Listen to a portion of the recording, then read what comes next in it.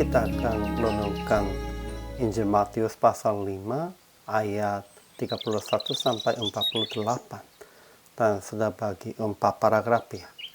Paragraf yang pertama ayat 31 sampai 32. Jangan menceraikan istrinya kecuali karena zina, ia menjadikan istrinya berzina. Paragraf yang kedua ayat 33 sampai 37. Jangan bersumpah palsu, hendaklah katakan iya atau tidak. Paragraf yang ketiga ayat 38 sampai 42. Jangan melawan orang yang berbuat jahat kepadamu, melainkan berbuat dengan baik kepada mereka.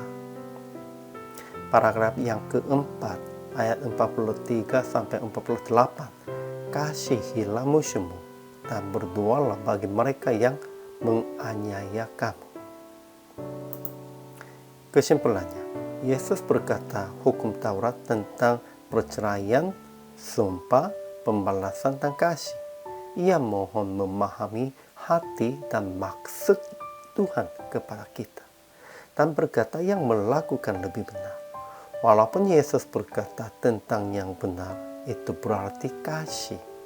Tidak melawan kepada yang memukul, serahkan apapun kepada yang meminta, berjalan bersama kemanapun.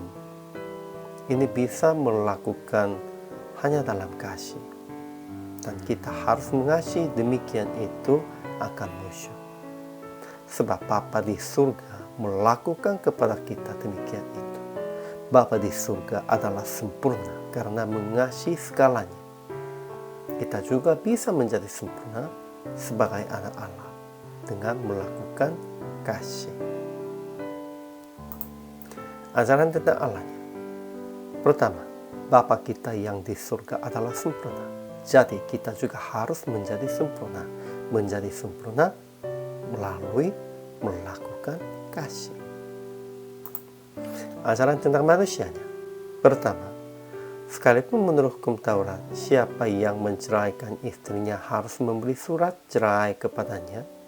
Jangan menceraikan istrinya kecuali karena zina. Ia menjadikan istrinya berzina. Kedua, jangan bersumpah dengan apapun, sebab langit, bumi, Yerusalem, maupun kepala pun bukan milik kita, bukan milik Anda. Hanya hendaklah katakan iya atau tidak. Ketiga, jangan melawan orang yang berbuat jahat kepadamu, melainkan berbuat dengan baik kepada mereka. Keempat, kasihilah musuh Anda dan berdoa bagi mereka yang menganiaya Anda. Sebab Bapa kita yang di surga yang menerbitkan matahari bagi orang yang jahat dan orang yang baik, dan menurunkan hujan bagi orang yang benar dan orang yang tidak benar pun juga.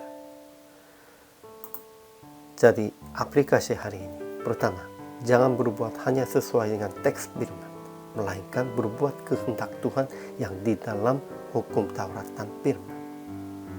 Kedua, jangan melakukan untuk keinginan diri sendiri, melainkan melakukan untuk orang lain dengan melakukan kasih, baik untuk orang yang baik maupun untuk orang yang jahat, supaya menjadi sempurna sama seperti Bapa kita yang di surga.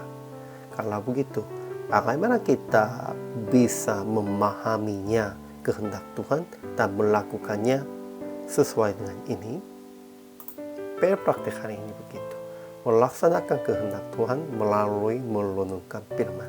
Setiap hari, setiap waktu kita harus merenungkan firman supaya memahaminya kehendak Tuhan. Dan bukan melakukan hanya teks Alkitab, melainkan melakukan maksud yang Tuhan katakan. Itulah penting. Kalau kita hanya melakukan sesuai dengan teks Alkitabnya, itu sepertinya ahli-ahli Taurat dan orang-orang Farisi, sepertinya orang Yahudi. Namun kita pada waktu melakukan sesuai dengan maksud Tuhan, itu melakukan kehendak Tuhannya, baru kita jadi orang-orang percaya. Itulah anak Allah. Siapapun melakukan kehendak Tuhan itu akan menjadi anak Allah. Hari ini juga selama melayani, Tuhan Yesus memberkati.